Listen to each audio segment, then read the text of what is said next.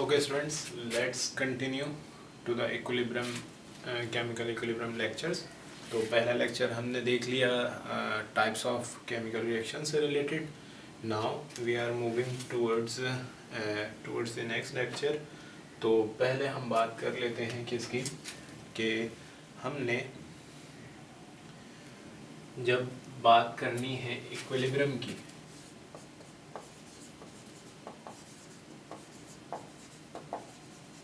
तो इससे मुराद हम क्या लेते हैं. सही है. फिज़िक्स में आपने थोड़ा बहुत इसको देखा होगा, समझा होगा कि इक्विलिब्रियम क्या है. Basically state of balance. सही है.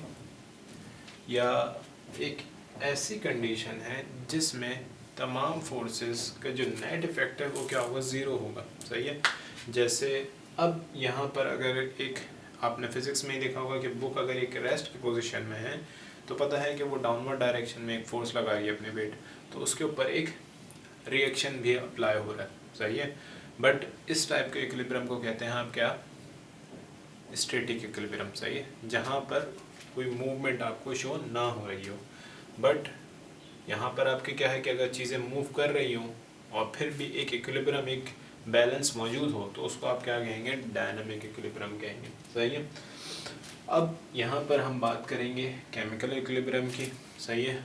फिजिकल इक्विलिब्रियम आप लिक्विड स्टेट में देख चुके हैं, सुन चुके हैं, मेल्टिंग पॉइंट में, बॉइलिंग पॉइंट में.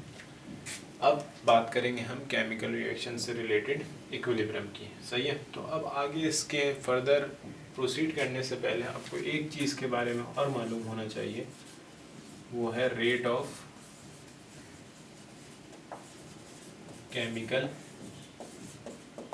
रिएक्शन. सही. रेट का वर्ड जहाँ भी है तो हम समझ जाते हैं कि ये टाइम से रिलेटेड बात कर रहे होंगे हम.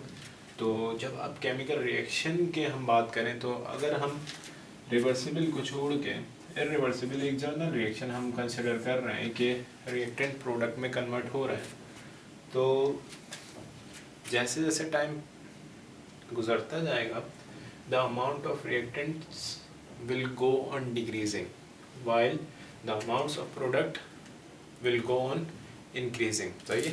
वक्त के साथ साथ रिएक्टेंट्स की अमाउंट कम होती रहेगी और प्रोडक्ट्स की अमाउंट इंक्रीज होती रहेगी. सही है. अब रेट क्या है, रेट ऑफ केमिकल रिएक्शन क्या है, तो इसको अगर हम प्रॉपर तरीके से समझें तो this is decrease in concentration of reactant per unit time. सही है. यूनिट टाइम में कितना रिएक्टेंट डिक्रीज हो रहा है. सही है. या अगर आप इसको प्रोडक्ट के एस्पेक्ट से देखना चाहें तो आप यहाँ से भी देख सकते हैं कि increase in concentration of product per unit time. सही है.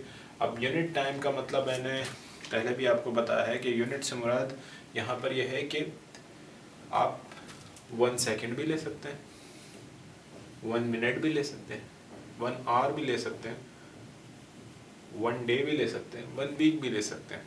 सही है. कि हम उसको ऑब्जर्व कर रहे हैं उसके रेट को, तो हम अपने मुताबिक उसको एडजस्ट कर सकते हैं कि हम कितने टाइम के रिस्पेक्ट से इसको कंसिडर कर रहे हैं. सही है. तो अगर अब हम इसको फॉर्मूलेशन की तरफ जाएं तो rate of chemical reaction is equals to क्या है, इंक्रीज इन पहले रिएक्टेंट के लिहाज से लिख लेते हैं, decrease in concentration of reactant या फिर increase in concentration of product per unit time. सही. इस चीज़ को आप क्या कहेंगे, रेट कहेंगे, रेट ऑफ केमिकल रिएक्शन कहेंगे.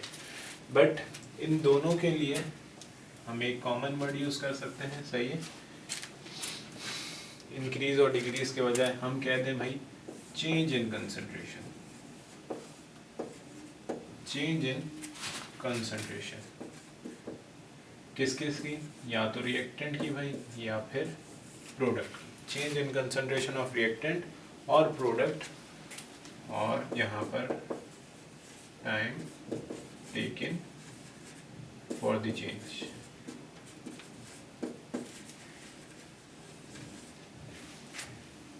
सही। ये मतलब आपने देखा कि आपने एक रिएक्शन स्टार्ट करवाया तो वहाँ पर आपने टाइम का कंसिडर कर लिया 0, सही है। टाइम 0 होता नहीं है, हम कंसिडर करते हैं। जैसे अगर अभी आपके टाइम हो रहा हो 12 बज रहे हैं तो 12 बजने का मतलब ये थोड़ी है कि टाइम 0 है, सही है। हम कंसिडर इसको 0 कर रहे हैं, सही है। कोई भी टाइम 0 नहीं है। तो अब हमने देखा जब हम रिएक्शन जो स्टार्ट कर रहे हैं उस टाइम को हम 0 कर रहे हैं। तो अब हमने देखा कि अगर हमने 12 बजे स्टार्ट किया है और 1 बजे वो हमने देख लिया कि भाई अब 1 बजे कि कितना उसकी कंसंट्रेशन में चेंज आया है, तो क्या करेंगे, जो भी उसकी कंसंट्रेशन में चेंज आया होगा जिसको आप क्या कहेंगे डेल्टा एक्स, और डिवाइड बाय टाइम कर देंगे, सही है। टाइम अब यहाँ पर वैसे तो बताया कि 12 से 1 जा रहे हैं हम, बट हम देखेंगे स्टॉप वॉच के थ्रू या किसी भी इंस्ट्रूमेंट के थ्रू कि 0 से लेके 1 आवर हुआ है, सही है। तो हम 1 आवर टाइम चेंज लिख देंगे नीचे, सही है। डेल्टा टी 1 - 0 इस सूरत हाल में, एग्जाम्पल की सूरत हाल में, सही। तो यहाँ पर रेट इज इक्वल्स टू, सिर्फ आर नहीं लिखेंगे नहीं तो फिर आप कंफ्यूज होंगे वो रिएक्टेंट से। तो rate is equals to delta x over delta t या फिर d x over d t, सही।